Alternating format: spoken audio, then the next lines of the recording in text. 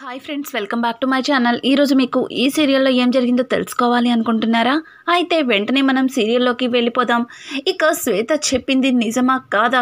అసలు నిజంగానే కళావతి వాళ్ళ బావని పిలిపించిందా, లేకపోతే వాళ్ళ బావే కళావతి ప్రేమని దక్కించుకోవడానికి వచ్చాడా అన్న నిజాన్ని తెలుసుకోవడానికి రాజ్ అయితే ఇక బయటికి వస్తాడు. బయటికి వచ్చేసరికి అక్కడ కావ్య అలాగే వాళ్ళ బావ చాలా క్లోజ్గా మాట్లాడుకుంటారు. ఇక ఇక్కడ చూస్తే అప్పు చిన్న ఫైర్ క్యాంప్ని ఏర్పాటు చేస్తుంది. ఆ ఫైర్ క్యాంపులో సరదాగా వాళ్ళ అమ్మ నాన్న ఇక కావ్య వాళ్ళ బావ నలుగురు కూడా అక్కడ కూర్చుని సరదాగా కబుర్లు చెప్పుకుంటూ ఉంటారు. ఇంతలో రాజు వస్తుంటే రాజ్ని చూసిన కనకం, ఏంటి అల్లుడు గారు ఇంకా నిద్రపోలేదా అని అడగడంతో, ఏ నేను నిద్రపోతే మీరిక్కడ ఎంజాయ్ చేద్దామనా అని ఇక రాజ్ వాళ్ళని వెటకారంగా మాట్లాడతాడు. ఆ మాటలకి అప్పు, అది కాదు బావా, మీరు అన్ని టైం టు టైం ఫాలో చేస్తారు కదా, అందుకే అలా అడిగింది అమ్మ. మీరు కూడా వచ్చి ఈ ఫైర్ క్యాంప్లో జాయిన్ అవ్వచ్చు అని అనడంతో, అబ్బో ఇదో ఫైర్ క్యాంపు, ఇందులో నేను జాయిన్ అవ్వడం ఒకటి అని చెప్పి రాజ్ అక్కడే కూర్చుని ఇక కావిని అలాగే వాళ్ళ బావని చూస్తూ ఉంటాడు. ఏంటి ఈ బావగాడు చెత్తగా ఓవర్ చేస్తున్నాడు, కావాలని కళావతిని టచ్ చేస్తున్నాడు అని చెప్పి రాజ్కైతే చాలా కోపం వచ్చేస్తుంది. ఇక ఇంతలో అప్పు, బావా చిన్నప్పుడు అక్క నువ్వు ఇలా ఫైర్ క్యాంప్ వేసుకుంటే సరదాగా రకరకాల పాటలు పెట్టుకొని ఇక డాన్సులు చేస్తూ ఉండేవారు.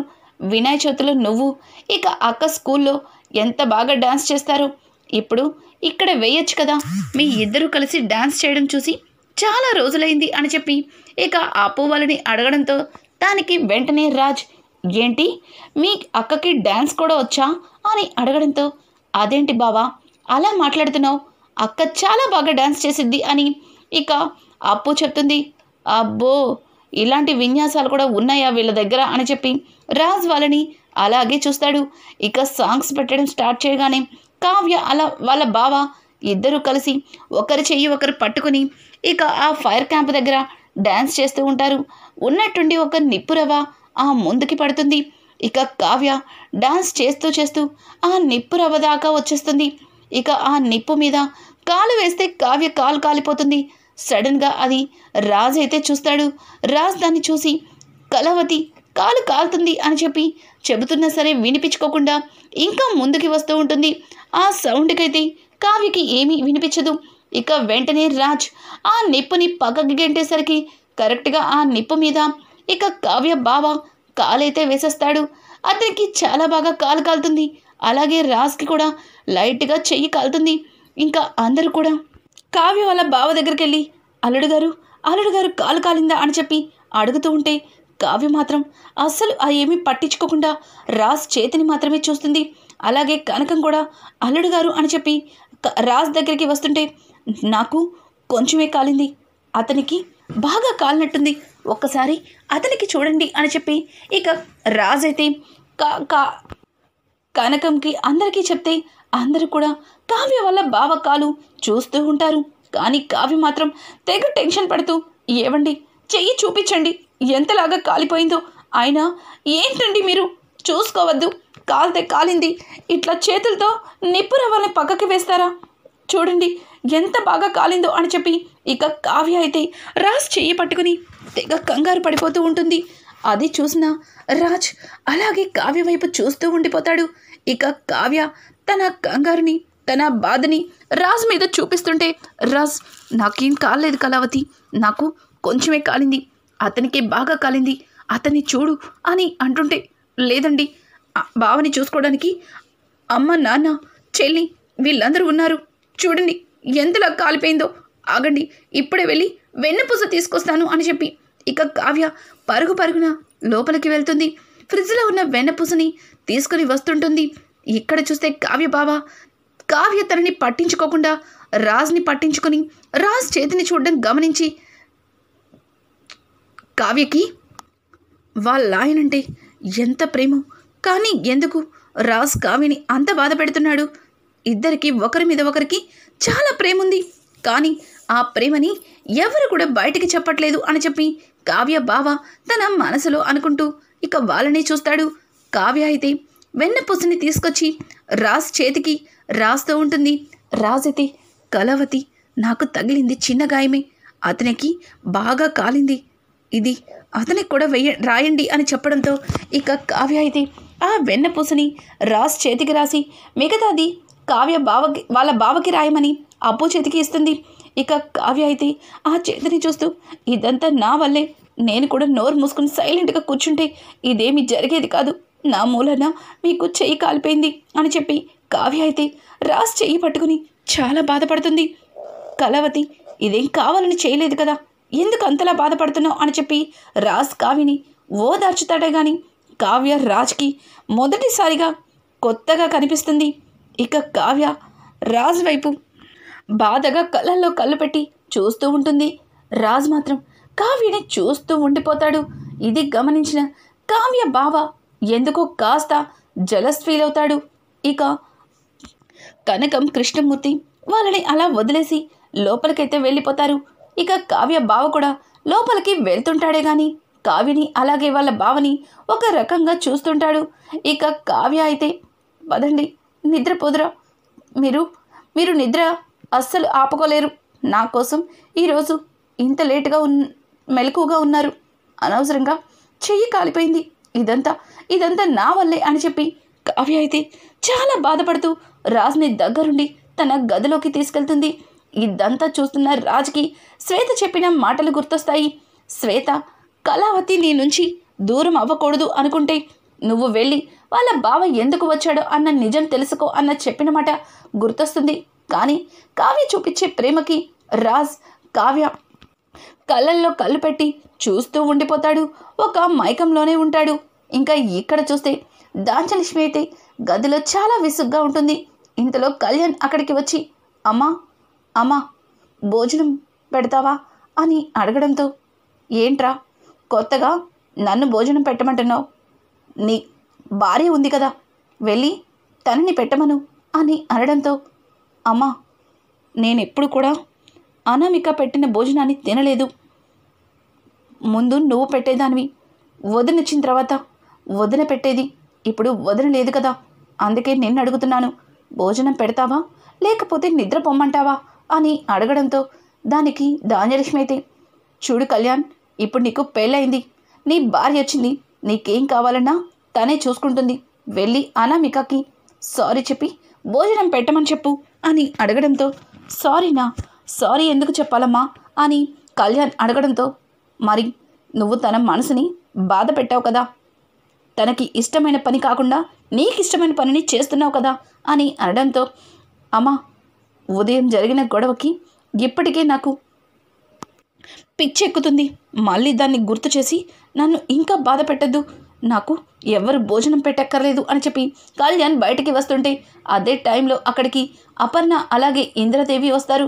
వాళ్ళిద్దరిని చూసిన కళ్యాణ్ అయితే, పెద్దమ్మ, నానమ్మ మీరేంటి అని అడగడంతో, మేము ఈ టైంలో ఇక్కడికి మీ అమ్మే వచ్చేలా చేసింది అని అనడంతో ఇక ధాన్యలక్ష్మి అయితే, ఏం మాట్లాడుతున్నారు అత్తయ్య, నేను మిమ్మల్ని ఈ టైంలో నా గదిలోకి వచ్చేలా నేనేం చేశాను అని అడగడంతో, ఏం చేశావా, ఉదయం నుంచి నువ్వు ఏం చేస్తున్నావో నీకు తెలియట్లేదా ధాన్యం, దీన్ని హాల్లోనే అడగచ్చు, కానీ హాల్లో అడుగుతుంటే ఎవరెవరు ఏవేవో మాటలు నీ చెవున పడుతున్నాయి, తర్వాత వాటిని నిజమని నమ్మి నువ్వు మా మీద యుద్ధం ప్రకటిస్తున్నావు, నీకు ఎవరు చెప్తున్నారో ఏం చెప్తున్నారో నాకు అస్సలు అర్థం కావట్లేదు, ఇంట్లో ఎందుకు గొడవలు పెద్దవి చేస్తున్నావు, పైగా ఇప్పుడు కళ్యాణ్ ఎంతో ఆకలిగా ఉండి నీకు భోజనం పెట్టమంటే అనామికాని పెట్టమని చెప్తున్నావు, వాడు ఎప్పుడు కూడా ఇంతలాగా బాధపడలేదు, కానీ నీ కొడుకు బాధ అస్సలు కనిపించట్లేదు,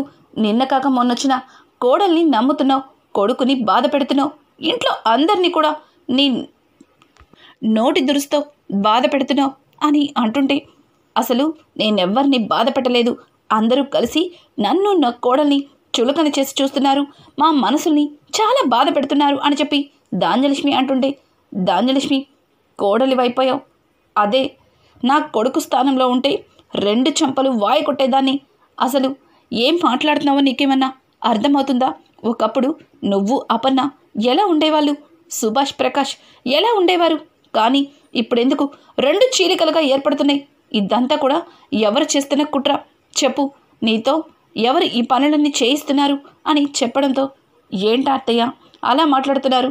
ఒకరు చెప్తే చేసేంత బుద్ధి లేని దాన్ని కాదు. నేను ఎప్పుడు అలాగే ఉంటానని ఎలా అనుకుంటున్నారు? నేను కూడా నిజాలు తెలుసుకున్నాను. ఎవరిని బానిసలా చూస్తున్నారో అంతా గమనిస్తున్నారు. మీరు అపర్ణక్కకు ఇచ్చే వాల్యూ నాకు ఇవ్వరు.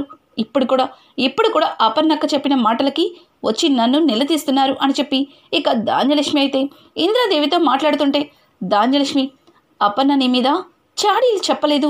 ఇంట్లో మొదలవుతున్న చీలికల గురించి చెప్పింది. చెప్పు, నిజంగా నువ్వు ఈ కుటుంబంలో కలిసి లేకపోతే ఈ ఆస్తిని ముక్కలు చెయ్యాలి అనుకుంటే ముందే చెప్పు. గొడవలతో విడిపోయే కంటే సంతోషంగా కలిసి విడిపోదాం అని చెప్పి ఇక ఇంద్రాదేవి అయితే ధాన్యలక్ష్మిని అడుగుతుంది. ఇక ఆ మాటలు విన్న కళ్యాణ్, నానమ్మ ఏం మాట్లాడుతున్నావు? అమ్మ గురించి నీకు తెలిసిందే కదా. అమ్మ కోపం వచ్చినప్పుడు అలాగే పిచ్చిదాల్లా మాట్లాడుతుంది. మీరు అమ్మ మాటల్ని పట్టించుకోకండి అని కళ్యాణ్ మాట్లాడుతుంటే, ఆఖర కళ్యాణ్ ఇక్కడ దాకా వచ్చింది, ఇక నా మనసులో మాట కూడా చెప్పనివ్వు అని అంటుంటే, ఏం చెప్తావు? నోరు మూసుకొని లోపలికి పో అని చెప్పి ఇక ప్రకాశం అయితే ధాన్యలక్ష్మి మీద అరుస్తాడు. ప్రకాశం, కాసేపు నువ్వు సైలెంట్గా ఉండు. ధాన్యలక్ష్మి మనసులో మాట కూడా తెలుసుకోవాలి కదా అని ఇంద్రాదేవి అంటుంటే, అమ్మా అది బుద్ధి లేని మాటలు మాట్లాడుతుంటే మీరు దాని మాటలు పట్టించుకుంటారేంటమ్మా? అది అలాగే మాట్లాడుతుంది, మీరు వెళ్ళండి అని చెప్పి ఇక ధాన్యలక్ష్మిని లోపలికి తోసి వాళ్ళ అమ్మని అలాగే వదని అక్కడి నుంచి పంపిస్తాడు. అలాగే కళ్యాణ్కి అపర్ణాదేవి అయితే, కళ్యాణ్ రా, నేను నీకు భోజనం పెడతాను అని చెప్పి ఇక కళ్యాణ్ని కూర్చోపెట్టి అపర్ణ ప్రేమగా వడ్డిస్తూ ఉంటుంది. ఇంతలో అనామిక అక్కడికి వచ్చి, నా మగుడికి భోజనం పెట్టుకోలేని స్థితిలో నేను లేను. నాకు కాళ్ళు చేతులు బాగానే ఉన్నాయి. నా భర్తకి నేను పెట్టుకుంటాను. మీరిక్కడి నుంచి దయచేయచ్చు. ఈ భోజనం పెట్టి మళ్ళీ మీ కింద ఒక పనివాడిలాగా నా భర్తని అవమానించనక్కర్లేదు అని చెప్పి ఇక అనామిక అయితే అపర్ణ మనసుని బాధ పెడుతుంది. అపర్ణ బాధపడుతూ లోపలికి వెళ్ళేసరికి కళ్యాణ్ తట్టుకోలేక, అనామిక ఏం చేస్తున్నావో కాస్తైనా అర్థమవుతుందా?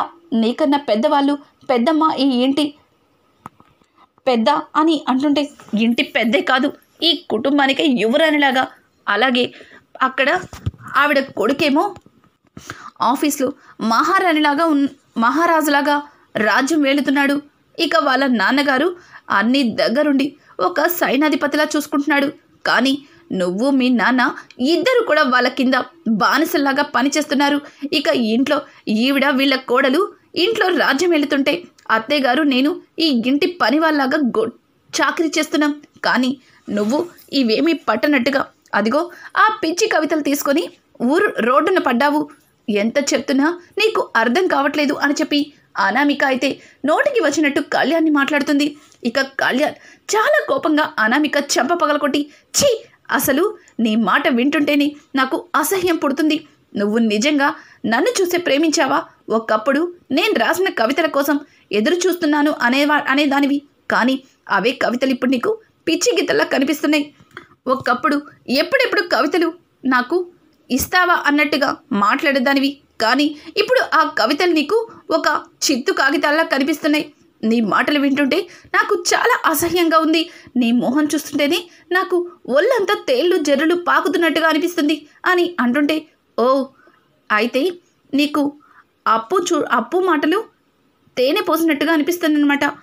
అప్పుతో ప్రతి క్షణం గడపాలనిపిస్తుంది. నాకంతా అర్థమైంది. ఆ కాగితాలు పట్టుకొని నువ్వు రోడ్డు మీద తిరుగుతున్నప్పుడే నాకు అర్థమైంది. అప్పుతో కలిసి సరదాగా ఆ ఇకలు పక్కపక్కలు నాకు తెలియదు అనుకుంటున్నావా?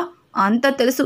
నువ్వు ఎక్కడికి వెళ్ళినా ఏం చేసినా అంతా నాకు తెలుస్తుంది అని చెప్పి అనామిక అయితే నోటికి వచ్చినట్టు అప్పు కళ్యాణ్ గురించి తప్పుగా మాట్లాడుతుంది. కళ్యాణ్ తట్టుకోలేక ఇక అనామిక చెంప పగలకొడతాడు. ఛీ, సిగ్గు లేదా నీకు? నిజంగా నీలాంటి దాన్ని ఎలా ప్రేమించానా అని ఇప్పుడు నాలో నేను చాలా సతమతమైపోతున్నాను. నీ మోహం చూడ్డానికి కూడా నాకు అసహ్యంగా ఉంది అని చెప్పి ఇక కళ్యాణ్ తన చేతిని కడుక్కుని అక్కడి నుంచి వెళ్ళిపోతాడు. కళ్యాణ్ అలా వెళ్ళిపోవడంతో, వెళ్ళు కళ్యాణ్, వెళ్ళు. ఎక్కడికి వెళ్ళినా తిరిగి నువ్వు నా దగ్గరికి రావాల్సిందే. నిన్ను నా దారిలోకి ఎలా మార్చుకోవాలో నాకు అంతా తెలుసు అని చెప్పి ఇక అనామిక అయితే కళ్యాణ్ వైపు చూస్తూ మాట్లాడుతుంది. ఇంతలో రుద్రాణి అక్కడికి వచ్చి, అనామిక ఏం చేస్తున్నావో ఏమన్నా అర్థమవుతుందా అని అడగడంతో, ఏంటంటీ అలా మాట్లాడుతున్నారు, మీరు కూడా ఇంట్లో వాళ్ళలో కలిసిపోయారా ఏంటి అని అంటూ ఉంటే, అది కాదు అనామిక, ఇలా గొడవలు పడి కళ్యాణ్ని మరింత రెచ్చగొడుతున్నావు, కళ్యాణ్ మనసుని అస్సలు అర్థం చేసుకోవట్లేదు అని అంటుంటే, నేనెక్కడ గొడవలు పడుతున్నాను, గొడవలు పడేది కళ్యాణ్, అందుకే కళ్యాణ్కి తగ్గట్టుగా సమాధానం చెప్పాను అని చెప్పి ఇక అనామిక అంటుంటే, అది కాదు అనామిక, నువ్విలా గొడవలు పడుతుంటే కళ్యాణ్ నీ మాటలు వింటాడా చెప్పు, కళ్యాణ్ నీ మాట వినకపోతే నువ్వు ఇంటికి మహారాణివి ఎలా అవుతావు, నువ్వు చేసేది చాలా తప్పు, ఒక్కసారి ఆలోచించు, కళ్యాణ్ని ఏ రకంగా మాట్లాడితే నీ మాయలో పడతాడో అలా కళ్యాణ్ని నీ వలలో వేసుకో, అలాగే ఈ